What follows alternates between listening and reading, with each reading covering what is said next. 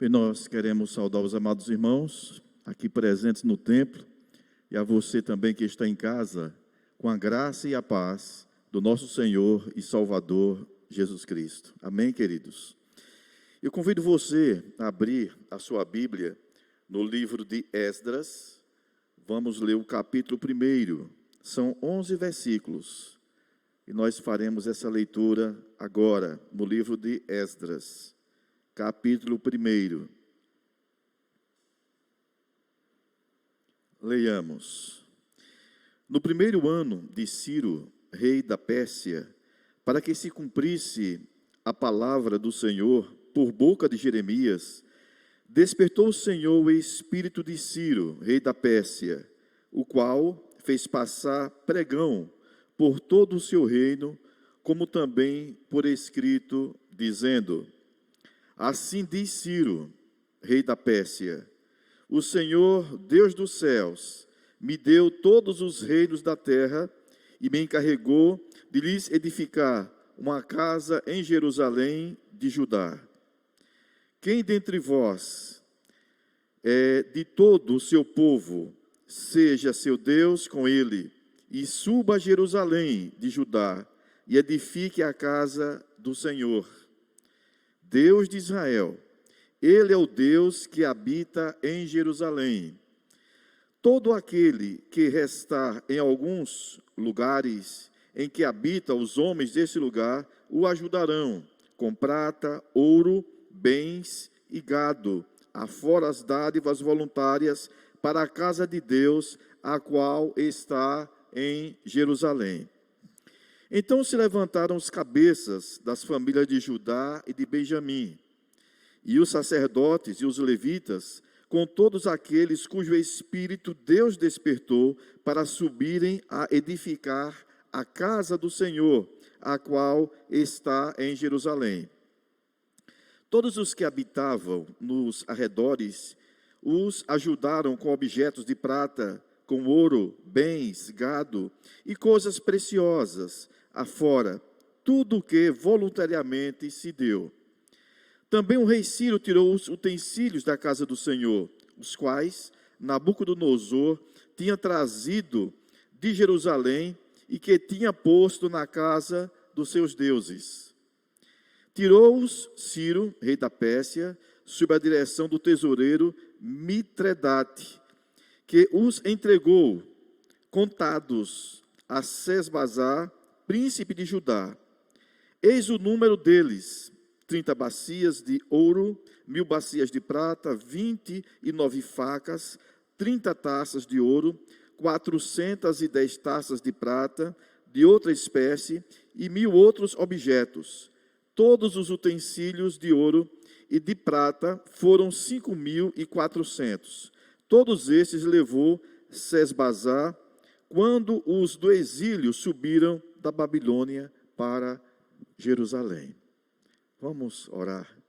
Senhor nosso Deus e Pai, nós te somos muito agradecidos, porque Tu és o nosso Deus, Tu és o Senhor que dirige todo o universo, Tu és o nosso dono, o Senhor nos ensina, o Senhor nos capacita, e nós te louvamos, ó Deus, porque o Teu Santo Espírito é que nos faz compreender a Tua palavra, é Ele que aquece os nossos corações, é Ele que transforma as nossas vidas, e nós te suplicamos, ó Deus, em nome de Jesus, que o Senhor fale aos nossos corações, fale ao coração dos nossos ouvintes, os nossos telespectadores, ó Pai, que a Tua bênção esteja sobre as nossas vidas, e que a Tua palavra, ó Deus, não volte vazia. Nós te louvamos com muita gratidão e te agradecemos em nome de Jesus. Amém. Meus irmãos, essa é uma palavra muito preciosa, profunda, não é? Toda a palavra de Deus, ela é rica. Eu estava meditando nessa preciosa palavra de Deus para trazer a todos vocês que estão aqui e a você que está em casa. Meditem nessa preciosa palavra, né? Escrita por Esdras. Esdras, na verdade, ele era um sacerdote e ele era um escriba, não é? Isso se deu, esses relatos, aproximadamente no ano 538, né, antes de Cristo, não é? E nesse período aqui, foi quando ocorreu o retorno daqueles que foram levados para o exílio da Babilônia. Hoje nós percebemos muitas pessoas conversando e dizem: meu Deus, como é que pode? Fulano é tão bom e sofre tanto, né? Porque o povo de Deus tem sofrido tanto. Outros questionam: que Deus é esse, né, que permite tais coisas acontecendo? São N questionamentos que as pessoas fazem. Mas, meus irmãos, é porque as pessoas não conhecem a Deus. É justamente porque o Senhor nos ama que Ele permite que determinadas coisas aconteçam. A palavra de Deus, no livro de Apocalipse 3, versículo 19, o Senhor diz assim: eu repreendo e disciplino a quantos amam, sê pois zeloso e arrepende-te.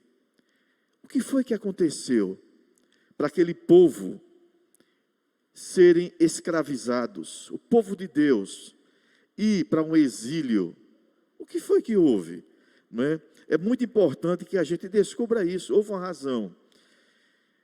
Esdras encontrou em Jerusalém uma situação que lhe causou mágoa. Na verdade, o povo de Deus, os sacerdotes, os levitas, os príncipes, os governadores, tinham se misturado livremente pelo casamento com vizinhos idólatras, coisas que Deus repetidamente proibia aos judeus, e o que os levara à idolatria. Essa foi a causa do cativeiro. Um Deus santo, Ele requer que o seu povo seja separado para servi-lo e para buscar. Aqui eu já tiro uma lição, já tiramos uma lição para nós, não é?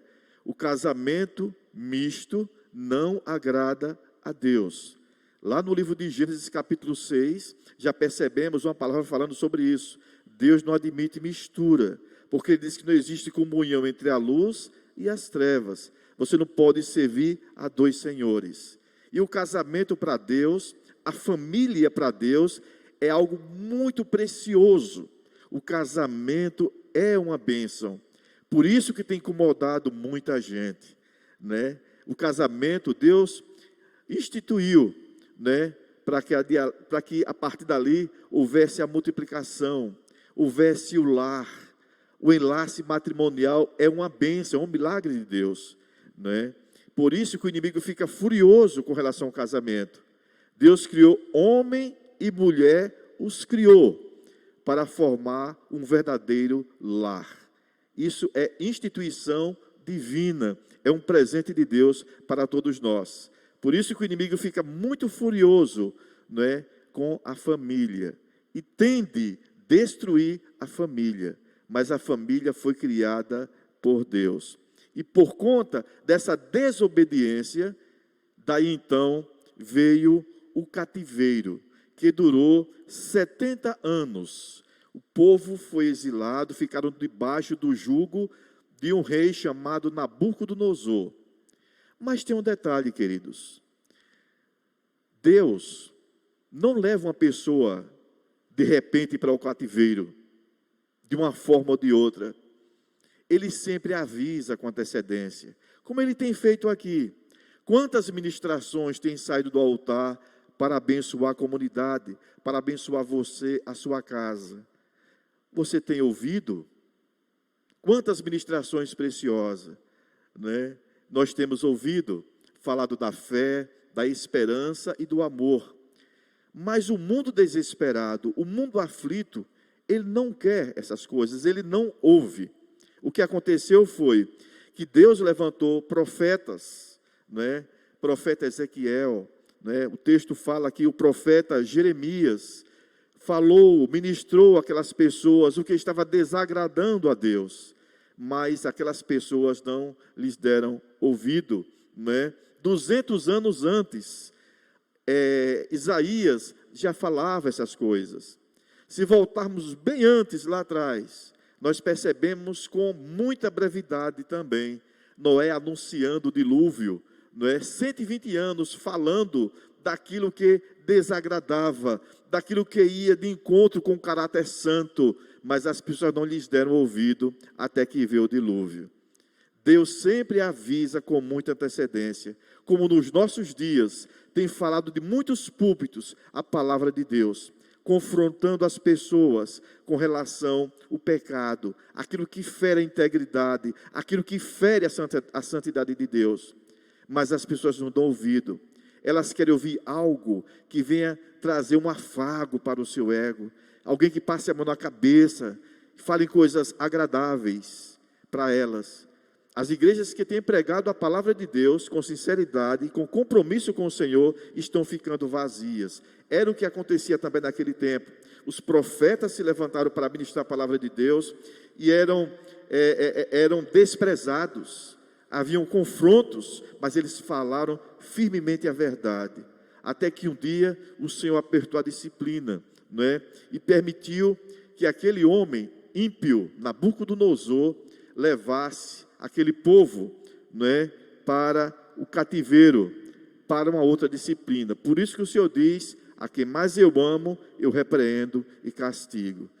Tem muitas coisas a gente só passa a ouvir quando está sofrendo, não é? Quando está na dor, no sofrimento. Então se faz necessário. Então Deus prepara esses cenários para falar e despertar o seu povo.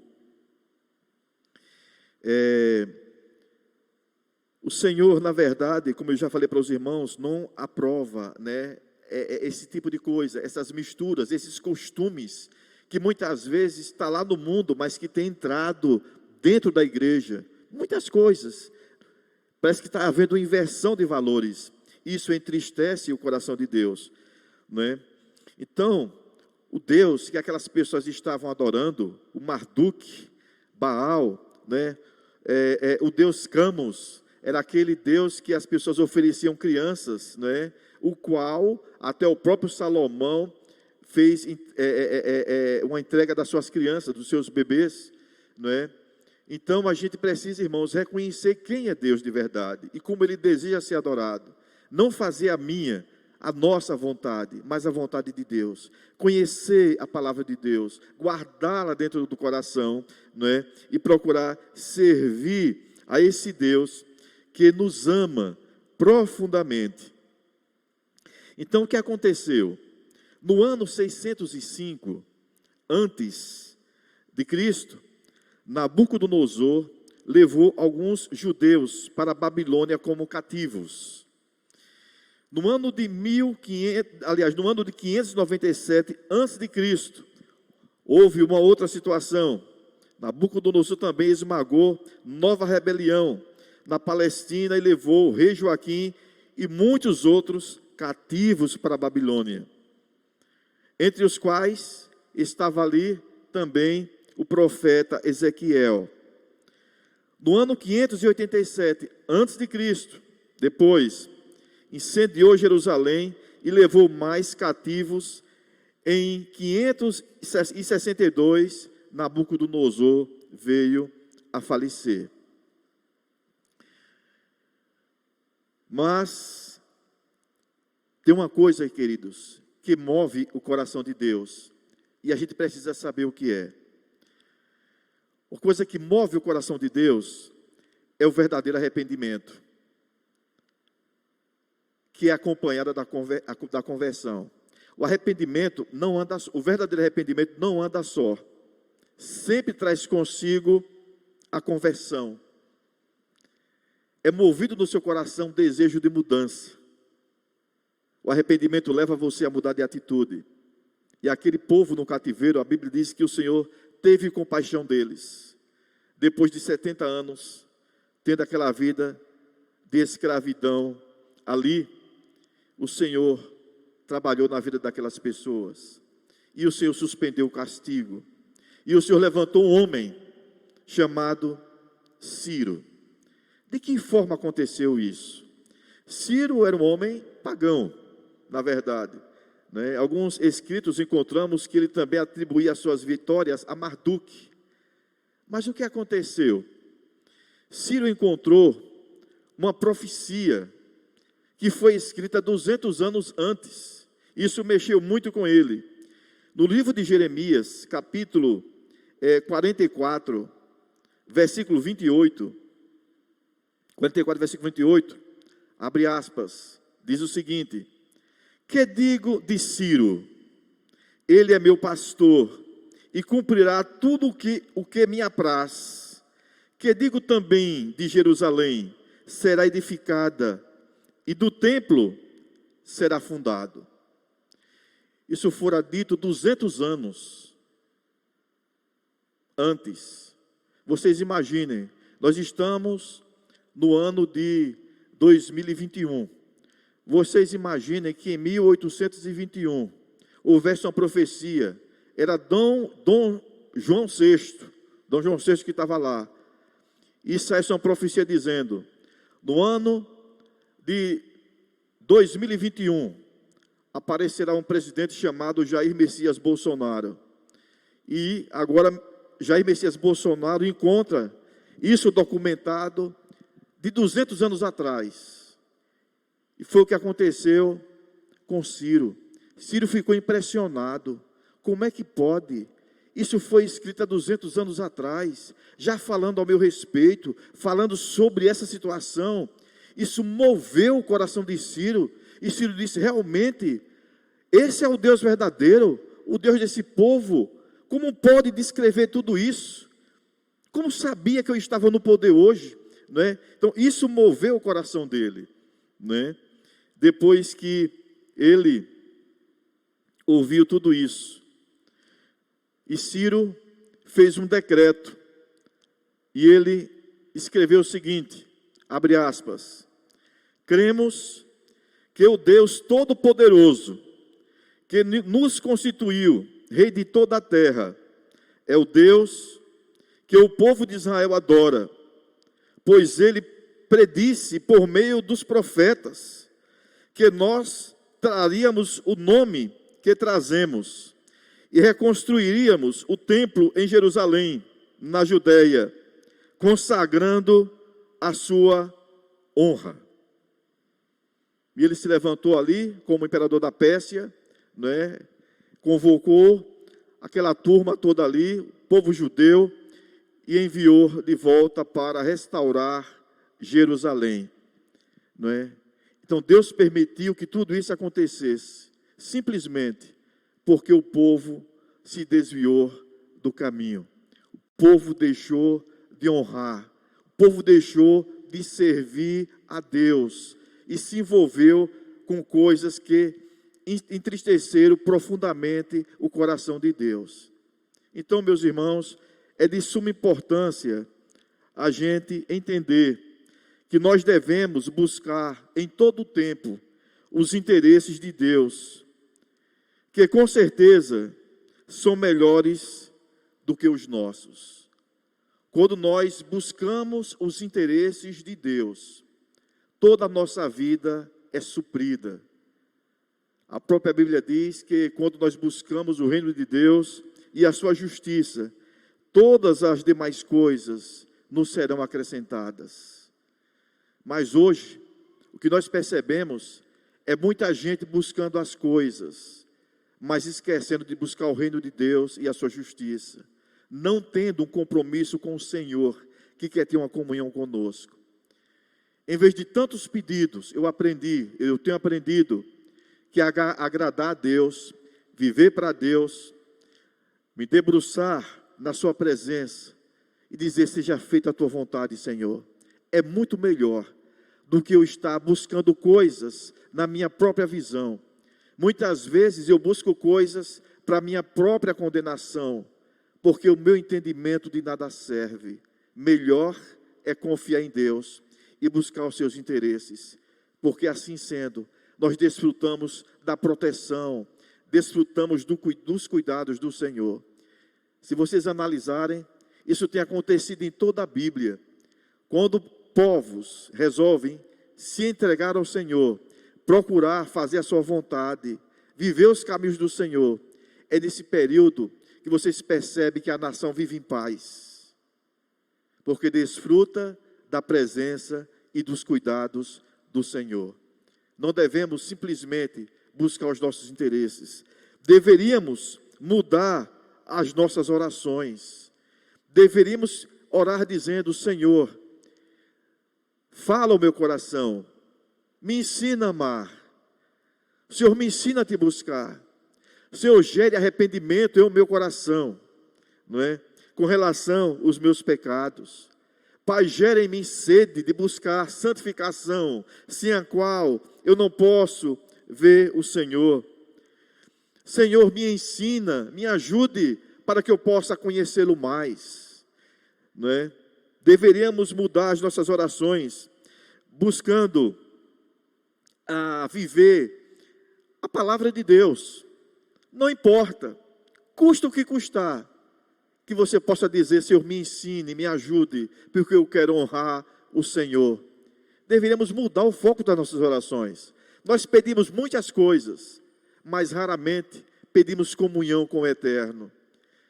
Raramente buscamos morrer no nosso eu para nos entregar ao Senhor.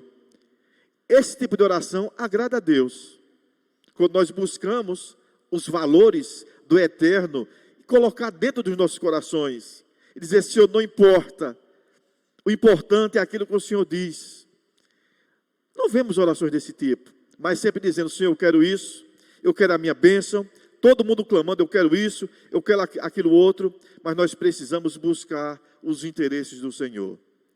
Se vocês observarem no livro de Deuteronômio 28, o Senhor diz: se vocês tiverem uma vida de obediência, se vocês me honrarem, guardar os meus mandamentos, viver dos meus caminhos, as bênçãos acompanharão vocês. Vocês não precisam correr atrás delas, porque elas suprirão as suas vidas. Mas nós percebemos que pessoas buscam bênçãos, mas não querem compromisso com o Senhor. As pessoas não querem matar o seu eu. A nossa inclinação, a nossa carne está sempre lutando contra os interesses do Senhor. E nós precisamos nos levantar com autoridade, né? Clamar a Deus e pedir forças para que possamos ter uma vida de dedicação ao Senhor, uma vida de obediência, né? Deseje ser confrontado com a palavra de Deus. Senhor, me lapide. Senhor, arranque isso de mim. Senhor, isso não te pertence. Tem muitas pessoas que identificam de coisas nos seus corações que não agradam a Deus. No entanto, não lutam. Está difícil, queridos, vencer um problema, um pecado. Então você vai para o segundo departamento. Eu vou jejuar ao Senhor, porque isso não agrada a Deus. E se não agrada a Deus, eu não posso estar guardando isso. Então o que aconteceu com aquele povo foi isso. O povo desonrou, desagradou o Senhor e foi para o exílio. Né? Então nós precisamos, acima de qualquer coisa, né, pedir que o Senhor nos ajude, né? Mas acima de tudo, procurando fazer a vontade dEle. Se a nossa vida estiver ajustada em Deus, as outras coisas com certeza virão, né? E nós precisamos, queridos, acima de tudo, compreender essas coisas, procurar ser amigo de Deus. Senhor, seja meu amigo. E que é um amigo, não olha a distância, não é? Que um amigo se prostra, ele não trabalha para si. O verdadeiro amigo, simplesmente, ele se entrega. Meus irmãos, Deus tem falado em todo o tempo para muitas gerações.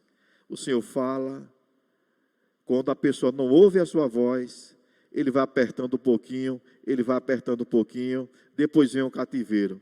Com certeza, se a pessoa for de Deus, a Bíblia diz que as ovelhas ouvirão a voz do Senhor e com certeza elas retornarão. No sofrimento, é sempre assim, né? Se não for de Deus, não vai ouvir a sua voz. Nós estamos nos aproximando do pior cativeiro. E nesse cativeiro não haverá misericórdia.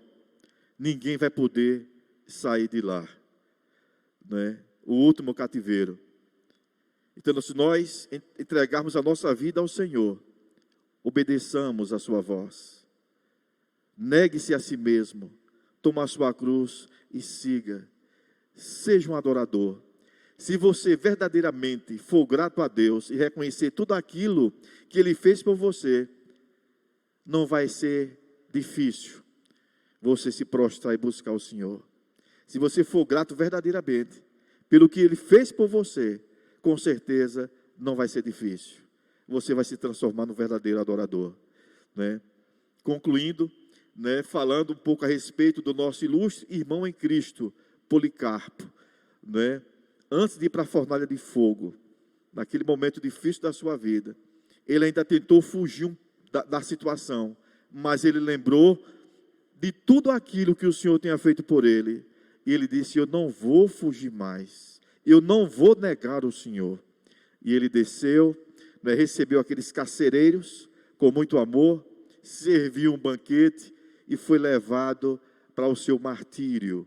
Mas ele foi agradecido a Deus, porque ele reconheceu o que o Senhor fez na cruz por ele.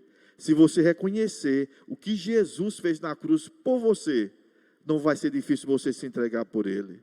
Não vai ser difícil você se render. Pelo contrário, vai ser motivo de honra. Você negar a si mesmo, você obedecer. Vai ser motivo de muita alegria. Não vai ser um peso. Vai ser motivo de regozijo você adorar o Senhor. Porque o Espírito Santo de Deus, no coração do verdadeiro crente, proporciona gratidão, proporciona comunhão, proporciona regozijo, né? E nós precisamos adorar a Deus. Então, você vai fazer os pedidos do Senhor, mas não peçam coisas que se acabam por aqui. Peçam coisas que vão transformar a sua vida. Peça os valores celestiais do seu coração. Diga: Deus, muda o meu coração. Senhor, me ensine a desenvolver o fruto do Espírito, ó Deus, que é muito importante na minha vida. Vá lá em Gálatas, leia, versículo por versículo. Senhor, meu coração está diante do Senhor. Se perceber qualquer coisa, rasgue o seu coração diante dele, confesse os seus pecados, arrependa-se, porque é o verdadeiro arrependimento que move a mão de Deus. Que o Senhor te abençoe, que o Senhor te guarde, que o Senhor te fortaleça, para a glória de Deus Pai, para a glória de Deus Filho e para a glória de Deus Espírito Santo. Que o Senhor te livre do cativeiro, né? Principalmente do último cativeiro, né? Que desse ninguém vai poder sair de lá.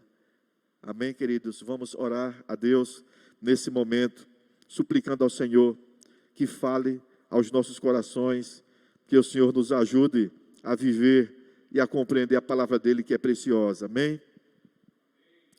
Senhor nosso Deus e Pai, nós queremos te agradecer por tua palavra, que é viva e eficaz, que é mais cortante do que a espada de dois gumes, ao ponto de separar alma e espírito, juntas e medulas, e ela é apta para discernir os pensamentos e intenção do coração. Senhor, nós queremos te servir, queremos, ó Deus, ser lamparina do Senhor, mas precisamos de azeite puro. Nós necessitamos do teu Santo Espírito, Pai. Para isso nós nos comprometemos e nós te buscamos, nós te suplicamos, que o Senhor nos ajude a trabalhar os valores, nos ajude a abrir mão de coisas, mas desenvolver no nosso coração aquilo que agrada o Senhor, aquilo que glorifica o teu nome, aquilo que traz alegria, ó Deus, para o teu coração. Que possamos ser muito gratos por tudo aquilo que o Senhor fez por nós. Nos ensina a viver o verdadeiro Evangelho, Senhor. Nos livra de todo mal e que o nome do Senhor venha a ser honrado e venha a ser glorificado em nossas vidas, para a glória de Deus Pai, para a glória de Deus Filho e para a glória do Deus Espírito Santo. Nós te oramos em nome de Jesus. Amém.